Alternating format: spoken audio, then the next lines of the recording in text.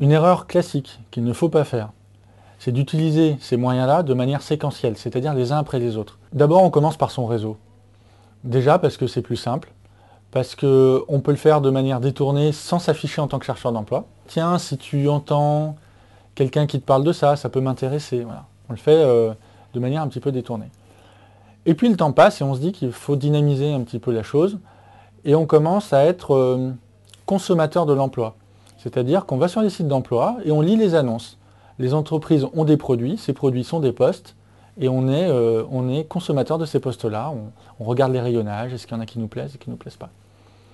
Et puis le temps passe et là on se dit qu'il faudrait peut-être dynamiser le processus et on pose son CV sur les sites d'emploi avec le sentiment, alors encore une fois qu'il y a un sentiment erroné, mais ce sont le sentiment que nous décrivent les candidats, de devenir le produit.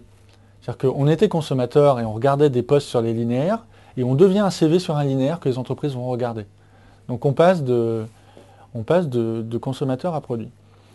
Et si jamais la recherche d'emploi n'a toujours pas abouti, il s'est déjà passé 3 ou 4 mois, et là on se dit que c'est peut-être le temps de faire des candidatures spontanées, on ne sait pas s'il y a le besoin, mais on va envoyer son CV avec une lettre de motivation, on va essayer de l'adapter le plus possible, et on fait une candidature spontanée. Et là, c'est vécu par beaucoup de candidats comme de la mendicité. Donc on est passé de consommateur à produit à mendiant. Alors encore une fois, c'est complètement erroné, ce sentiment-là. Mais on le constate. On constate que les candidats ont ce sentiment. Ça comporte 2 problèmes majeurs. Le premier, c'est que c'est un effet citron pressé, vous essorez une source.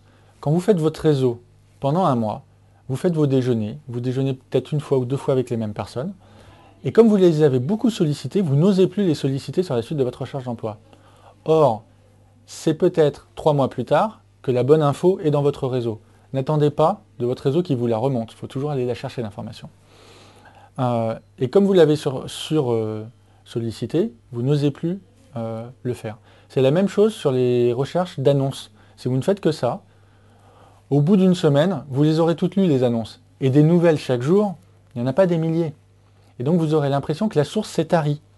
C'est pour ça que vous allez passer au dépôt de CV et au spontané. Mais la source ne se tarit jamais. C'est-à-dire que peut-être que dans 3 semaines, la bonne offre sera là. Mais si vous avez le sentiment que vous avez écumé les annonces et qu'en fait le poste que vous recherchez n'est pas dedans, vous ne le ferez plus. Donc la première erreur, c'est celle d'essorer une source, la métaphore avec le citron pressé. La deuxième, c'est qu'elle est psychologiquement destructrice. C'est que vous avez l'impression de vous enfermer et de passer dans des impasses à chaque nouveau moyen. Et ce qui fait que, en plus, vous allez rediriger la recherche vers des postes de moins en moins intéressants. La pyramide du 20 très sexy, 60 dynamique et 20 sécuritaire parachute, dans le séquentiel, généralement, vous passez de l'un à l'autre. C'est-à-dire qu'au début, vous dites, bon, je suis un petit peu en recherche, mais je ne chance que si je trouve quelque chose de fantastique. Puis, en avançant, vous dites, bon, je vais déjà me recentrer sur des choses plus classiques, plus terrain, qui sont vos 60 du milieu. Et c'est au bout des 6 mois où vous vous dites, bon, je vais baisser mon salaire, j'accepte de ne pas progresser.